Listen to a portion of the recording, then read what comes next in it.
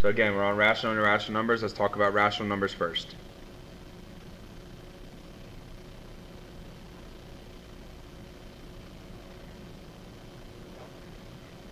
So, some rational numbers, for example, are natural numbers.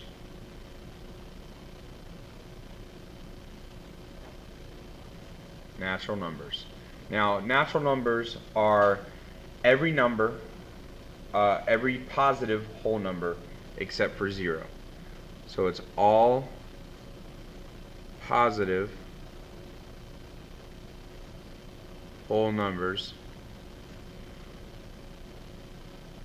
except 0. All positive whole numbers except 0. Those are what we consider. So natural numbers are considered rational. So, for example, 1, 2, 3, 4, etc., etc., etc.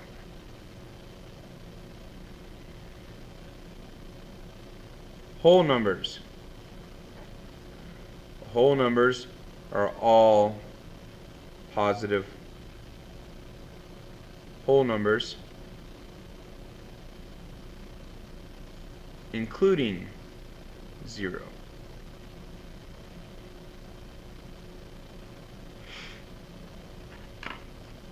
So for example, 0, 1, 2, 3, etc., etc., etc.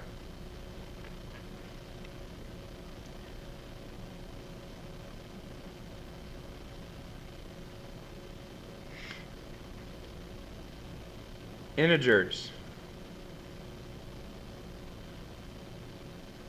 Integers. Now, integers are all whole numbers and their opposites. So, for example, the opposite of positive 1 would be negative 1.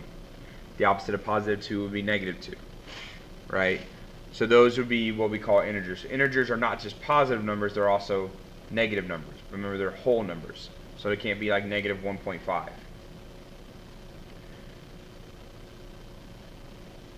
So we could have like negative 3, negative 2, negative 1, 0, 1, 2, 3, etc., etc., etc.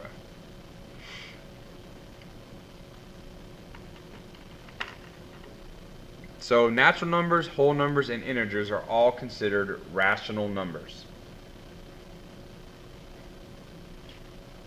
Another one is terminating decimals.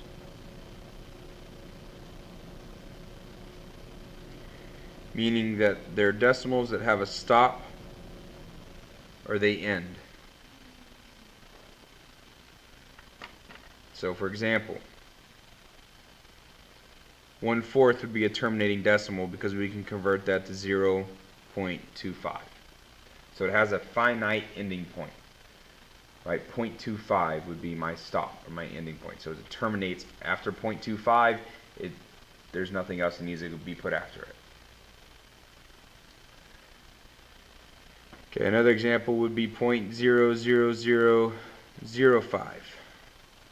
Okay, there might be zeros in front, but it has a finite point, stops at 5, and there's nothing afterward. So that would actually be converted as to 5 over 1 million.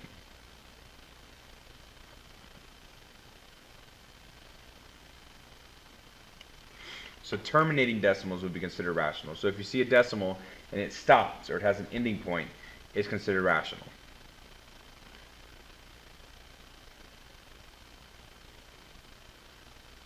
The next one is repeating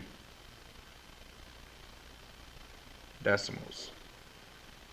So repeating decimals are decimals that, well, obviously they repeat, right? So for example, we can have 1/3. And if I were to write 1/3, right, I would write it as 0.333333 so on and so forth. Just 3 keeps repeating, right? Okay, we would also write that as 0.3 and put a bar above it. And that means that the 3 just goes on forever and ever and ever and ever and ever, right? But if we have a repeating decimal or repeating pattern that we notice, like 0.1414141414, things like that. So if you recognize something like that, where it's like 66666, you know, or if it's 0.14 repeating, all these are examples that we can use for repeating decimals. So these are considered rational as well.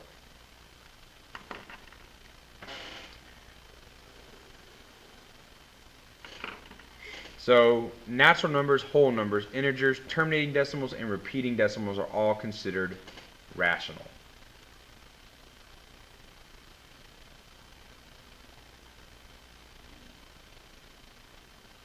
Okay, irrational numbers. Irrational numbers.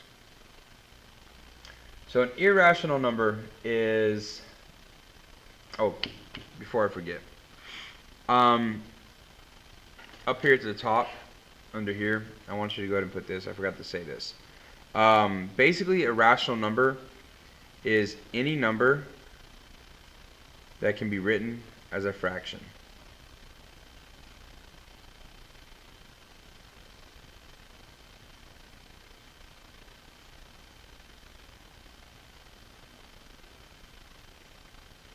So any number that can be written as a fraction is considered rational.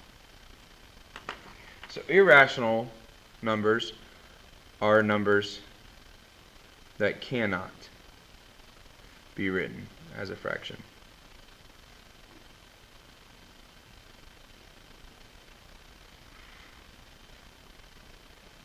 So if it can be written as a fraction, it's rational. If it cannot be written as a fraction, it's irrational.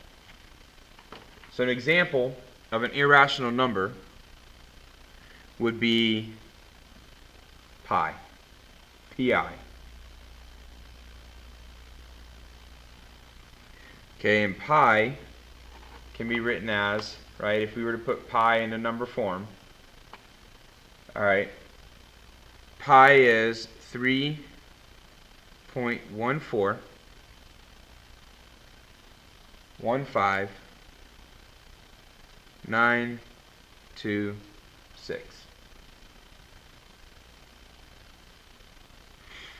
And the thing about pi, though, is that that's not a finite thing.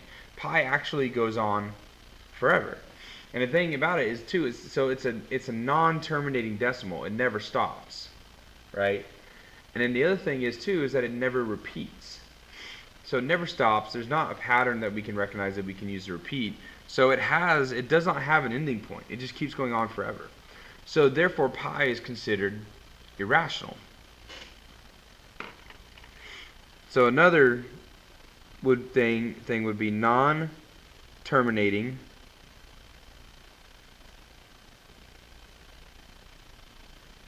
or non-repeating decimals. Okay, so numbers that can't be written as a fraction are considered irrational, but so are non-terminating and non-repeating decimals. Well, how do we know if it's a non-terminating or non-repeating decimal? Well, if you watch the notes and you pay attention, you know that the last time we were talking about square roots, right, we have something that I called perfect squares.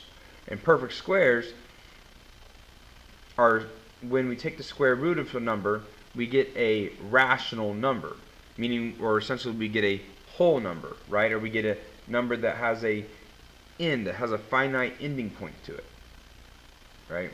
But with non-terminating or non-repeating decimals, okay, so when we take the square root of a number like 15, all right, we're going to get a decimal. And the thing about that decimal is that it's never going to end, and it doesn't repeat, right? So if you take the square root of a non-perfect square, so like 16 would be a perfect square because 4 times 4 is 16. 9 would be a perfect square because the square root of 9 would be 3 because 3 times 3 equals 9. All right.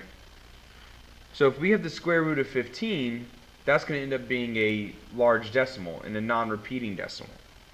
Or the square root of 39 would be a non-terminating or non-repeating decimal because it's not a perfect square, and so it's not going to have, the decimal is never going to stop, and it doesn't ever have a repeating pattern.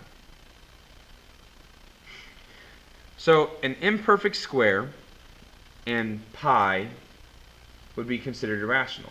So numbers that cannot be written as a fraction, and if it has a non-terminating or non-repeating decimal, it is irrational.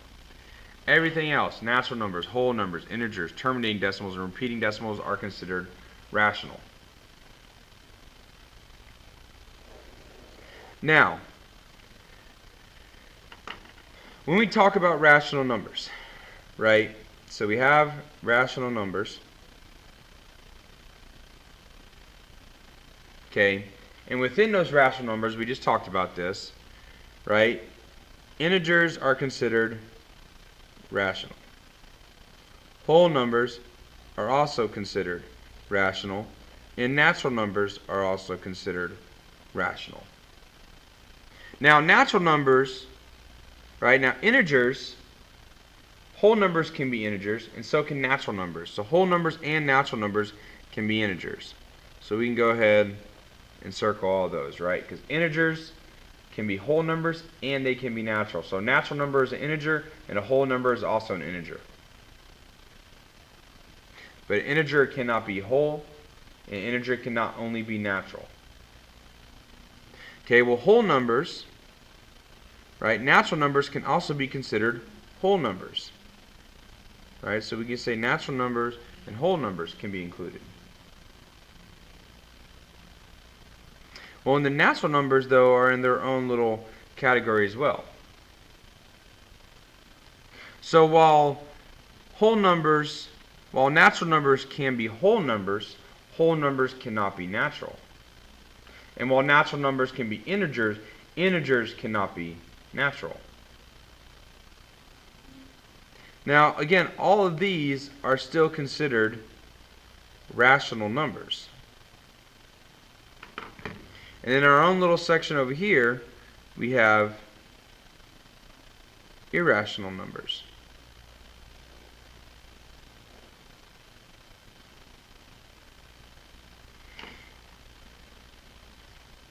And then rational numbers and irrational numbers are all considered real numbers. So you might see a little flowchart or a little table or graphic that's going to look like this on some of your tests. So you need to memorize this, what this looks like, right? Because you'll probably see this something like this on your test. They do it in a STAR test. They'll also have a couple tests that might have it, so be prepared for that. That's all I got for today. So y'all are free to go. Make sure